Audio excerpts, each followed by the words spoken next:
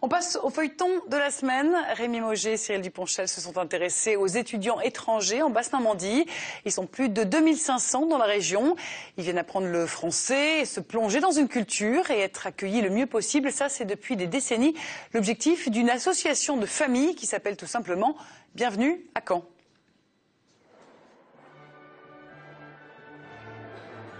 C'était le grand jour, un rituel depuis 1975. On va vous demander d'avancer, ça va faire un peu de place pour les gens qui... Bonjour, vous allez bien? Oui, oui, tout à fait. Voilà. On en croise du monde sous les lustres de l'hôtel de ville de Caen. On y croise même le monde entier. Vous êtes en Allemagne? Et moi, je suis lettone. Espagnol. Ah, l'espagnol. Je viens du Mexique. Vous êtes de quelle province? Shanghai. Ils sont tous étudiants et ils sont là pour apprendre ou perfectionner leur français. Oui, un peu difficile. Alors, on leur dit « Bienvenue à Caen ». C'est le nom de l'association qui les réunit. Elle compte 200 familles d'accueil. Alors, ce que vous faites, ça a une portée internationale énorme. On ne peut pas savoir le nombre d'étudiants étrangers qui sont repartis, qui enseignent le français même à l'étranger. Moi, j'en connais quelques-uns. Et grâce à vous, parce que vous leur avez donné l'amour de la culture française, je dis toujours, moi, aux étudiants qui viennent s'inscrire, si vous ne venez pas Bienvenue à Caen, vous allez rester des touristes de la vie française. Beaucoup, bien sûr, ont atterri par hasard en ignorant tout de la Normandie. Mais certains ont fait des choix. J'ai mis tout le nom de la ville sur Google et j'ai recherché les images et j'ai regardé. Et bien sûr, Caen était le plus joli, oui. Oui. Oui, près de la mer, avec le château, les deux abbayes, le soleil pendant l'été et la pluie pendant le reste de l'année, oui. L'association tient sa permanence 2 fois par semaine à la mairie. Mairie dont elle reçoit une modeste subvention chaque année. À part ça, tout le monde est bénévole et pas question de demander un centime aux étudiants accueillis. Mais de toute façon, cette année, il y a beaucoup plus d'étudiants qui sont là au semestre que l'année dernière. Ouais, parce que les études coûtent tellement cher. L'objectif est d'ouvrir sa porte et de tisser des liens. Le message que je passe aux familles, c'est qu'il faut tout faire pour que les étudiants repartent en disant j'ai connu des gens extraordinaires et la France est un excellent pays. Et parce que ces Français sont des gens généreux. Il y a des amitiés qui se créent comme ça entre les familles et les jeunes. Alors certains reviennent même, certains étrangers trouvent un travail dans la région parisienne par exemple et reviennent le week-end à Caen, dans leur famille dite d'accueil. Voici Angela et Ji Chang. Elle est espagnole, il est coréen. Une étudiante en biologie, déjà francophone, et un débutant en français. Oh oui. Le mot français a deux formes. Oui. C'est masculin et féminin. Oui. Pour moi, c'est difficile. C'est difficile. Et puis après, on va parler plus vite. Oui. Et de plus en plus, et là, tu vas progresser. Oui.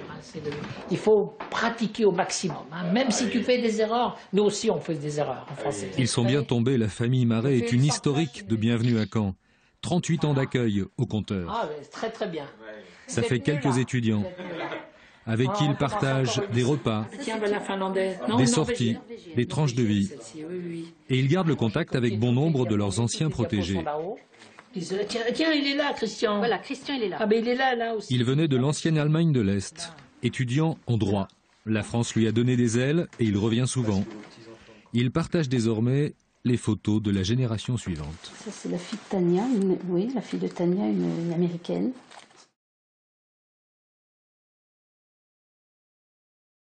La suite de notre feuilleton sur les étudiants étrangers en Basse-Normandie avec 2 lieux incontournables sur le campus universitaire de Caen, le Carré International et le Café Polyglotte. Les études, c'est du sérieux, mais c'est encore et toujours l'auberge espagnole. Rémi Mauger et Cyril Duponchel. Un jeune chômeur. Ça pourrait être un cours d'économie, mais c'est un laboratoire de langue. Je ne veux rien. Ces locuteurs, ce jour-là, semblaient plutôt débutants en langue française. Des yeux bleus. Mais il faut bien avouer que souvent, ils apprennent vite. Nous sommes au Carré International. C'est l'une des innovations de l'université de Caen ces dernières années, dans un bâtiment tout nouveau, tout beau. beaucoup d'étudiants étrangers passent par ici, puisqu'en fait, ils savent que dans le cadre international, ils ont un lieu où ils vont pouvoir trouver de l'information, où ils vont pouvoir trouver de l'assistance, où ils vont pouvoir trouver du soutien tout au long de leur scolarité. Qu'elle dure un semestre ou plus longtemps, qu'ils soient en initiation ou en perfectionnement. Un journaliste, c'est ce qu'il prend position personnellement. Ici, par exemple, il se confronte à l'histoire contemporaine et même à l'actualité. Qu'est-ce que c'est le 11 novembre? C'est la fin de la guerre, de la première guerre. Les étudiants étrangers sont plus de 2500 chaque année, pas loin de 10% des effectifs. Pour la plupart, ils ne font que passer. Certains rêvent de rester. À chacun son ambition, avec la France et le français. Moi, je ne suis pas sûre encore, mais peut-être je voudrais travailler dans une entreprise qui me permettra de parler français, utiliser la langue française. J'ai étudié mécanique, mais maintenant je veux changer de spécialité. Vous voulez faire quoi? Le pâtissier. Pâtissier. Alors s'il veut en parler, partager ses goûts et son appétit pour le Made in France, rendez-vous à côté, à la maison de l'étudiant, le soir venu, quand elle se transforme en café polyglotte. Hello, nice to meet you. Where are you from? Mexico? Yeah, okay. Ambiance auberge espagnole, le français n'est pas obligatoire. On est là pour se rencontrer, échanger dans la langue de son choix, de préférence une autre que la sienne. J'ai pas beaucoup de possibilités de parler l'italien. Et comme il s'agit d'un café polyglotte, j'ai pas envie de parler espagnol. Je parle déjà espagnol chez moi. C'est bon de parler l'arabe et l'anglais et d'apprendre le français avec mon ami marocain. Pour nous les Français, la langue étrangère, ça s'apprend dans la rue, ça s'apprend dans un bar. Et je préfère parler anglais ici que dans une salle de cours, clairement. C'est l'association Erasmus et International in Caen qui organise ce rendez-vous hebdomadaire. C'est très ouvert et son programme est immense. Expérimenter le sentiment d'appartenance au monde. J'ai voulu faire partie de l'association parce que ça m'intéressait d'être au milieu d'étudiants étrangers et parce que justement, éventuellement, j'ai envie de partir l'année prochaine en Erasmus. Ça a changé un petit peu l'expérience Erasmus. Parce que là, par exemple, j'ai essayé de trouver une colocation à Caen, comme l'auberge espagnole avec les autres, ça c'était difficile. Et sinon, la fête, c'est le même. Ça peut se terminer fort tard, mais c'est assez sage en général. Un petit coin vivant et tranquille dans le vaste monde.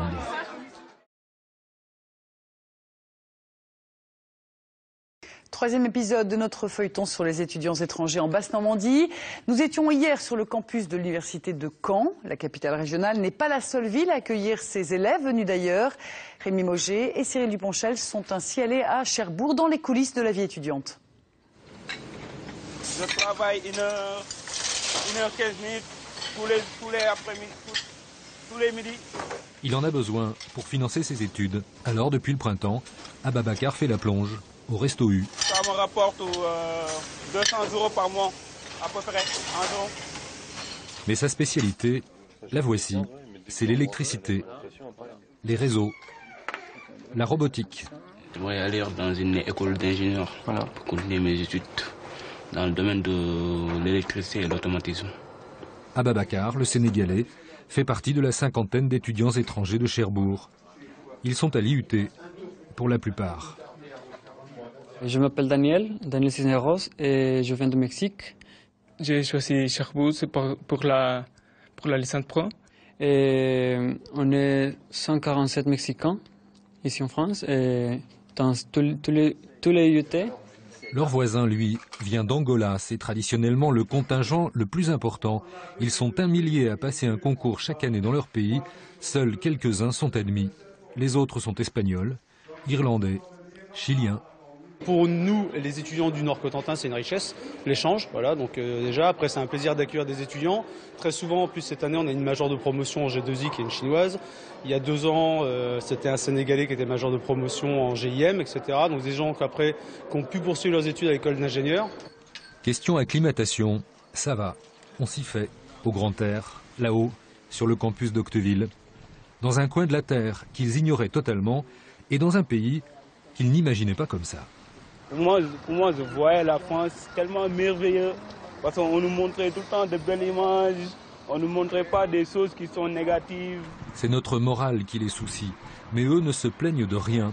Bien logés, sous les palmiers, un comble tout de même pour ceux qui arrivent à constituer une petite communauté africaine. Tu peux mettre de la musique si tu veux. Par exemple, Gabonais, Sénégalais, Angolais, on se connaît tous, parfois on est ensemble, on bouffe ensemble, on fait des petits trucs. Mais tous, comme Ababakar, spécialiste d'odométrie et futur roi de la robotique, sont là pour le boulot avant tout. Oui, il y aura une carte de puissance et une carte de commande.